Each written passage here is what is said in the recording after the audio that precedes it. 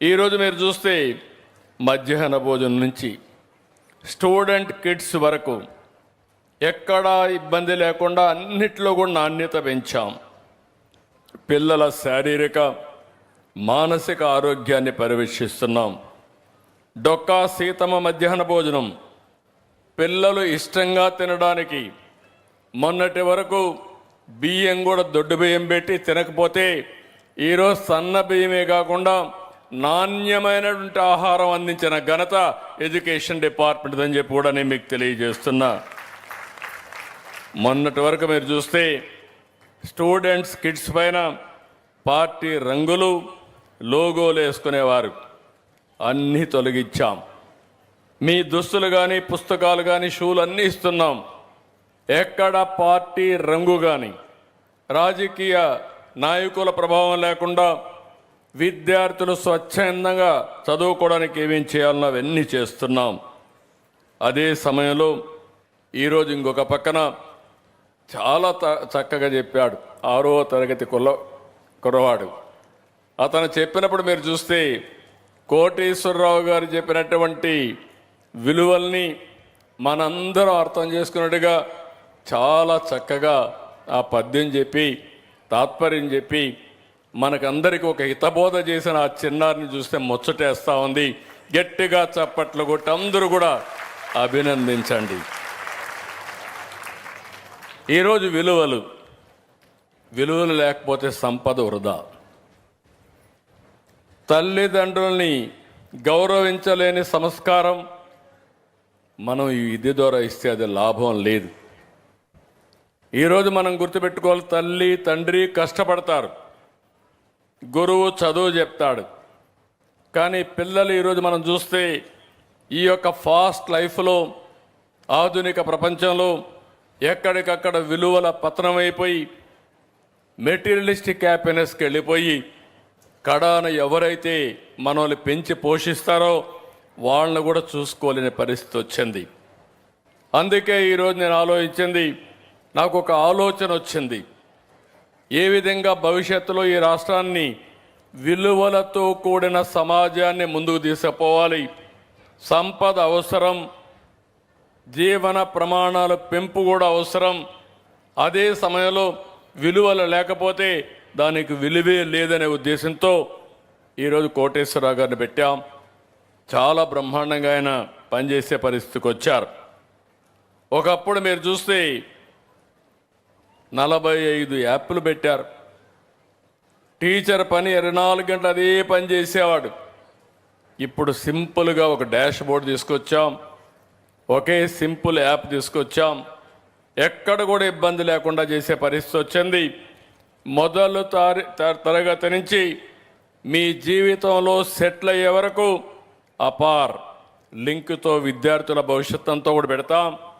దీనివల్ల మీ క్యారియర్ని ఏ విధంగా బిల్డప్ చేయాలో, ప్రపంచంలో జరిగే మార్పులు చేర్పులు ఇవన్నీ అధ్యయనం చేసుకొని మిమ్మల్ని బెస్ట్ స్టూడెంట్స్గా తయారు చేసే బాధ్యత ఈ ప్రభుత్వాన్ని చెప్పి కూడా నేను మీకు తెలియజేస్తున్నా. శనివారం నో బ్యాక్ డే. ఒకప్పుడైతే పిల్లలంతా పుస్తకాలు వేసుకొని చాలా వరకు గాడిద చాకరీ, ఏదో కొంపలు గొలిపోయినట్టు ఆ పుస్తకాలు మోసి అలసిపోయేవారు.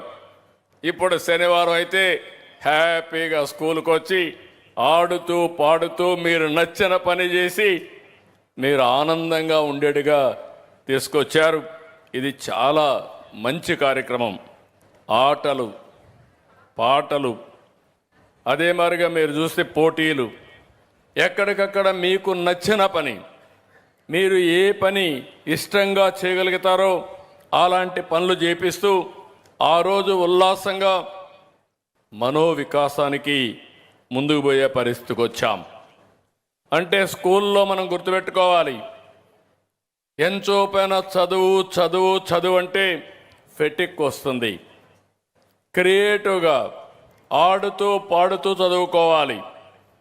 జీవితం అనేది పిల్లలంతా కూడా ఆలోచించుకోవాల్సిన పెద్ద తల్లిదండ్రులు కూడా 24 గంటలు రుద్దితే పిల్లలకు చదువు రాదు. పిల్లలు ఇష్టపడి చదివితే తక్కువ సమయం చదివినా బ్రహ్మాండంగా రాణిస్తారని చెప్పి కూడా నేను మీకు తెలియజేస్తున్నా.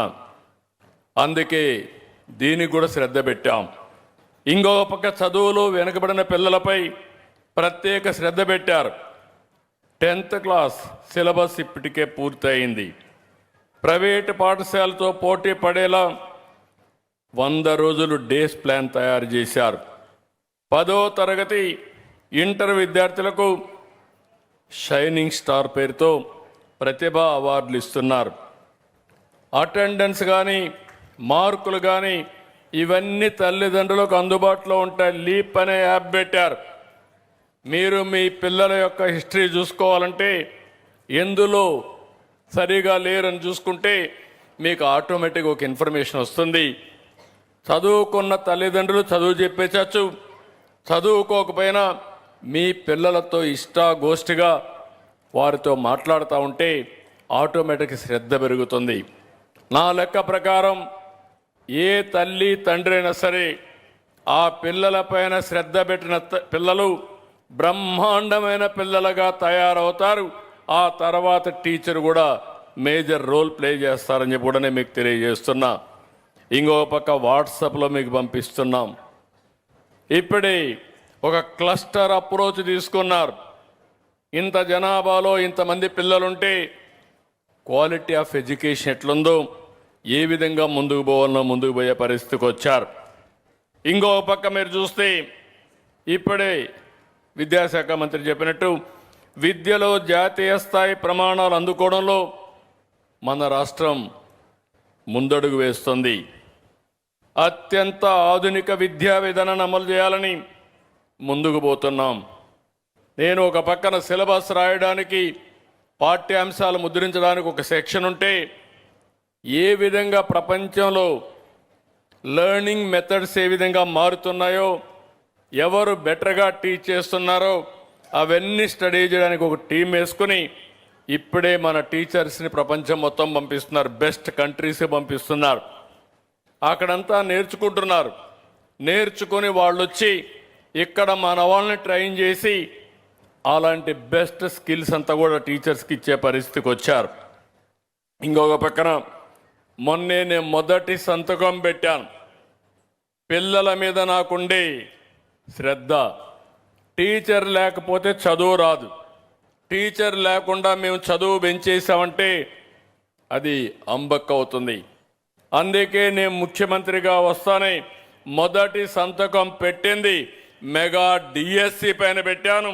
15,941 మందికి ఉద్యోగాలు ఇచ్చాం.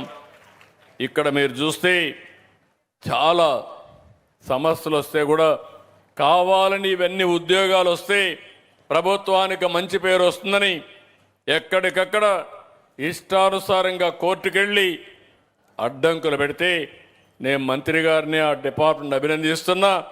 అన్ని పిటిషన్లు కూడా వేసినట్టుగా అన్నిటికీ సమాధానం చెప్పి సుజావుగా 1 సంవత్సరంలో మెగా డిఎస్సి పూర్తి చేసి టీచర్లకు ట్రైనింగ్ ఇచ్చి మళ్ళా పోస్టింగ్ ఇచ్చారు. ఈరోజు ఒక టీచర్ ఇక్కడికి వస్తే, సార్ మీ మెగా డిఎస్సిలో 1 పైసా అవినీతి లేకుండా నాకు ఉద్యోగం వచ్చిందని చెప్పినప్పుడు నేను గర్వపడుతున్నానని చెప్పి కూడా నేను మీకు తెలియజేస్తున్నా. అదే మాదిరిగా ఈ నెల 10 నుంచి టెట్ ఎగ్జామ్స్ కూడా నిర్వహిస్తున్నారు. ప్రతి ఏటా డిఎస్సి పెడతాం. టీచర్స్ ట్రాన్స్ఫర్ యాక్ట్ తీసుకొచ్చారు. ఇది వినూత్నమైన కార్యక్రమం. ఏ టీచర్ కూడా రికమెండేషన్కి ఎక్కడికి పోవాల్సిన పని లేదు. మీరు పిల్లలకు బాగా చదువు చెప్పండి, మీకు ఆటోమేటిక్గా ఈ ప్రభుత్వం ట్రాన్స్ఫర్స్ దగ్గర నుంచి అన్నీ చేస్తుందని చెప్పి కూడా నేను మీకు తెలియజేస్తున్నా. 72,886 బదిలీలు, 4,477 పదోన్నతుల్ని వెబ్ కౌన్సిలింగ్ ద్వారా ఎలాంటి వివాదాలు లేకుండా పూర్తి చేసే బాధ్యత తీసుకున్నారు. ఇంకో పక్క మీరు చూస్తే గడిచిన కాలంలో కూడా మీరు ఒకసారి ఆలోచించాలి. 1924లో టీచర్లను అవమానించారు. మద్యం షాపుల దగ్గర కాపలాలు పెట్టారు. మరుగుదొడ్లు ఫోటోలు తీపిచ్చారు.